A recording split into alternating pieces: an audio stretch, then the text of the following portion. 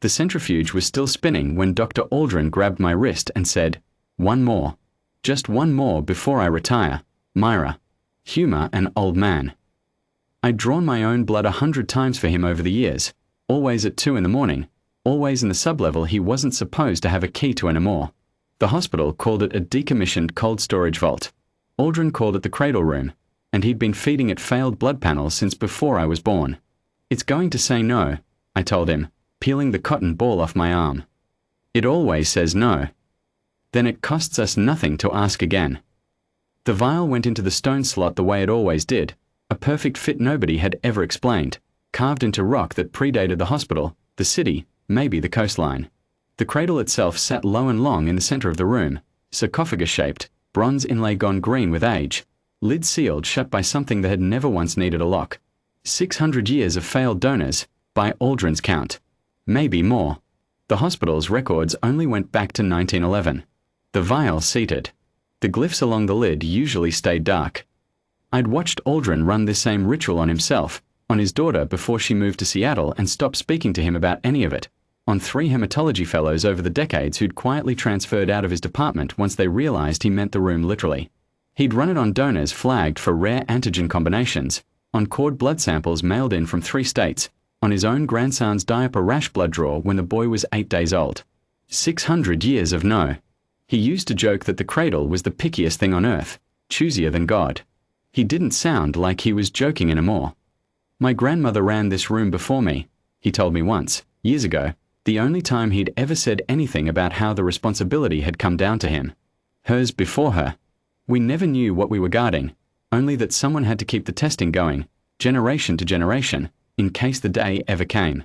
My grandmother used to say the line that mattered had probably died out in some famine or some war nobody wrote down, and that we were just keeping a lamp lit for a house that had already burned. I believed her for most of my life. This time they didn't stay dark. A thin line of cyan light traced itself down the seam of the lid, slow as a held breath, and the air in the room dropped 10 degrees in under a minute. Aldrin's hand found my shoulder and gripped hard enough to bruise. "That's never happened," he whispered. 41 years. That's never happened. I should have been afraid. I want to say I was afraid. Mostly, I felt the way you feel when a door you've leaned on your whole life finally gives, off balance, caught between falling and standing. The lid didn't open. Not yet. It just glowed and waited, like it was making sure. We didn't get to sit with the moment. The door behind us opened on its own hinge creak, and Renner walked in, the new hematology consultant who'd been shadowing Aldrin for 3 weeks, asking too many careful questions about regional donor records, about rare antigen profiles, about which staff had access to the sublevels after midnight. He stood in the doorway with a case I'd seen him carry before, the kind that holds vials and foam, and his eyes went straight to the glowing seam. "You found it," he said. Not a question. Relief in his voice, raw and unguarded for 1 second before he caught it. "Found what?" Aldrin said, stepping between him and the cradle without seeming to decide to. The commotion had carried. 2 of the overnight techs, Priya and a younger orderly named Caleb, pushed through the door behind Renner, drawn by the cold pouring out into the corridor and the strange blue light bleeding under the frame. They stopped just inside, and I watched both their faces do the same thing at once, mouths opening, eyes catching the light, hands rising halfway to their chests like the room had reached out and touched them first. Neither one screamed. Neither one ran. They just stood there, struck still by something that had clearly been waiting under the hospital their whole working lives without either of them knowing it. "Is that?" Priya started, and didn't finish, because there wasn't a word in her vocabulary built to finish that sentence. Renner didn't answer that. He set the case on the steel table, and I noticed for the first time how careful his hands were, how his skin had a waxy paleness no amount of fluorescent lighting should account for. "I have requisitioned 41 rare-type units from 6 hospitals in this district over the past 2 months, he said, like a man finally allowed to stop performing. All AB negative with the secondary marker. None of them were close. I need to know what's in that vial." "It's mine," I said. "It's just mine." "Then you don't understand what you are." He set the case down with a precision that didn't match the urgency in his voice, and from it he produced a thin metal probe, the kind I'd seen in old transfusion equipment before the hospital modernized. 41 units. 41 failures. I was beginning to think the line had simply died out, that I'd come 1,000 years too late for nothing. Do you understand what it costs to cross what I crossed to get here? My ship is a husk in low orbit, held together by the last working systems my engineers could scavenge. My people ration water on a world with 3 working aquifers left. I did not come here to bargain with a night nurse. Then don't bargain, Aldrin said. Leave. Caleb took a step forward, the reflex of a man who works nights in a hospital and has learned to put his body between trouble and the people he's responsible for, but Priya caught his sleeve and held him back, and I was grateful for that later, because what came next wasn't a fight a body could help with. I can't leave empty. I won't. Renner's hand rose, almost lazy, fingers spreading toward Aldrin's face, and I had seen that gesture in nightmares I didn't know I'd had, some inherited flinch deeper than memory. I didn't think. I put myself in front of the old man and pressed my palm flat against the lid's glowing seam. The cradle answered me, not him. The bronze went white gold under my hand, glyphs racing up both sides of the lid like a fuse finding powder, and the seam split with a sound like stone exhaling after 6 centuries of holding its breath. Renner staggered back, hands still raised, and screamed something in a language that hurt to hear, syllables that scraped against the inside of my skull. The light didn't touch him. It didn't have to.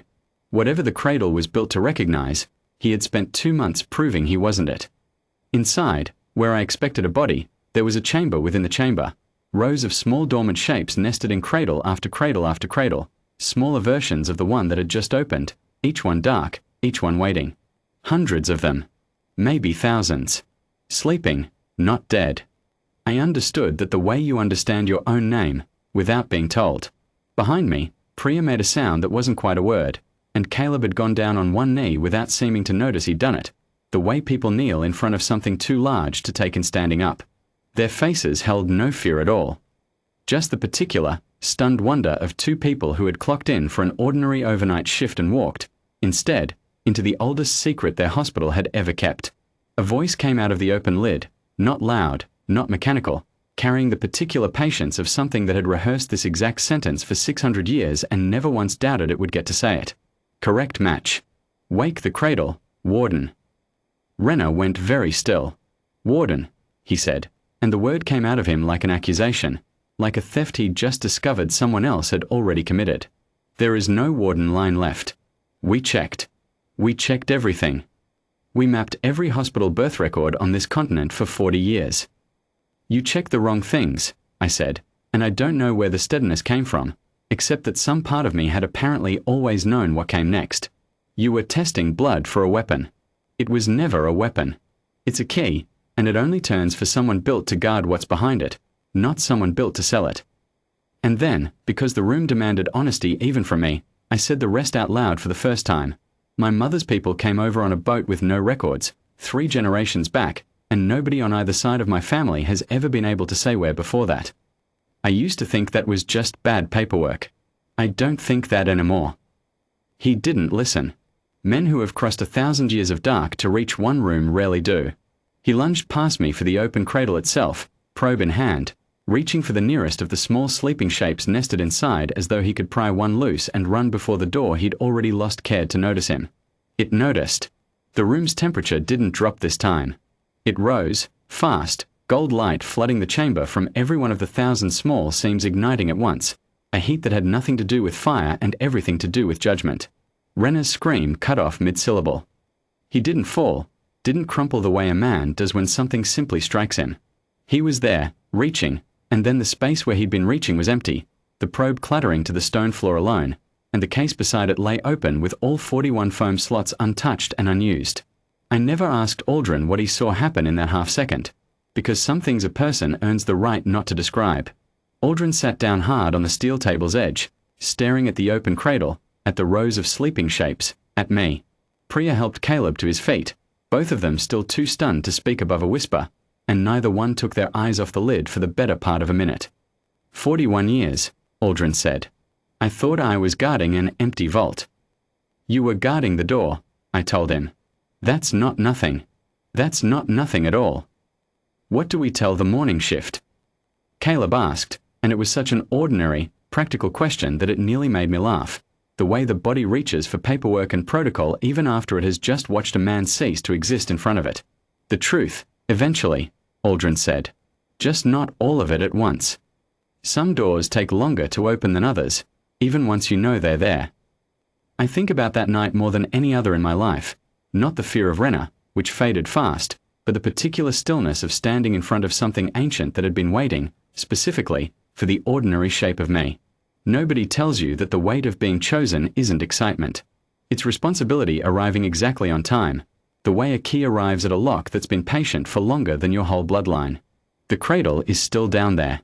Closed again now, mostly, though I'm the only one it opens for since. I go down on quiet nights, when the ward upstairs is calm and Aldrin's old office sits empty with his name still on the door because none of us could bring ourselves to take it down. I put my hand on the seam sometimes, just to feel it warm under my palm, just to be reminded.